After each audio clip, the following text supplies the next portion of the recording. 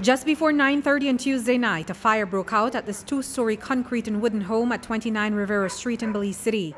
The occupants, Kenneth Flores, his common-law wife, and 3 other women, were able to run out of the house before the flames engulfed the structure.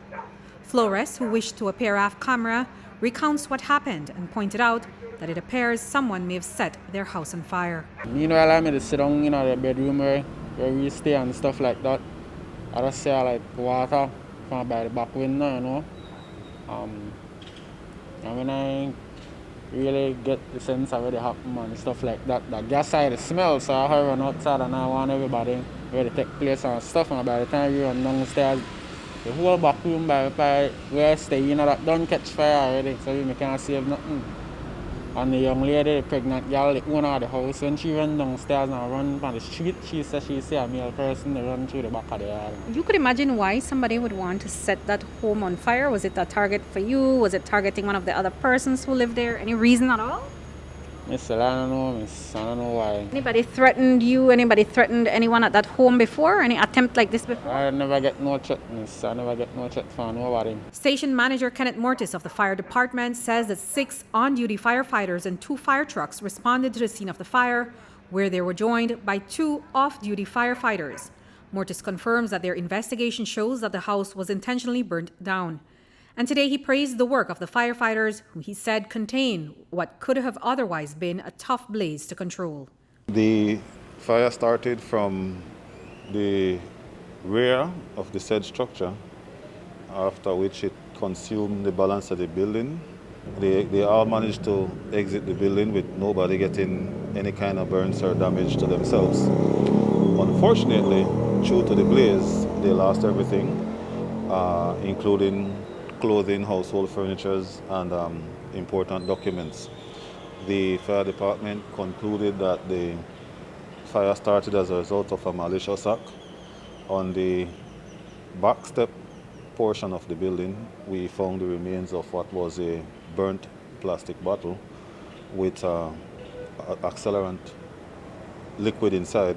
That particular bottle was handed over to the police department for analysis. So someone intentionally set that home on fire?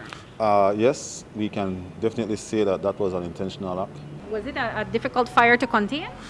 The structure and the vegetation around the structure indeed pose some threats for us. Had we not tried to do offensive firefighting tactics, then the fire from the structure could have further created more damage in terms of the garbage and the build-up within the yard. Luckily for us, last night was a very still night. It was a calm night. The closest structure wasn't damaged by the heat of any fashion, shape, or form, so we were lucky for that one last night.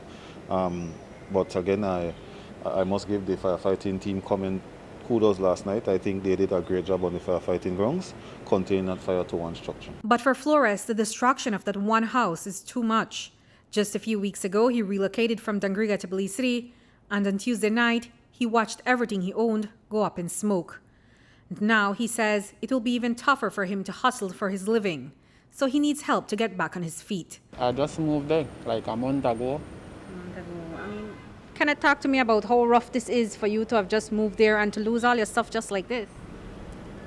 Well, it really hurt me, miss, because then I just try, you know, I call for a fire and I don't own nothing, so I never want to go back where I call from it or nothing, you know. So I say I want to try earn something or own something from here before I go back home. And I just can't lose everything. If I could get help in any kind of way, I'd appreciate it. That's it. Because I have my weed eater machine in the place. And that burn tongue, I pay like $200 US because I get it from States. And I have 2 bikes in the 2-gear bike, and then the burn inside too. So, and I use the bike for hustle because I got no permanent job and I have a government job where I could say I could go to every day.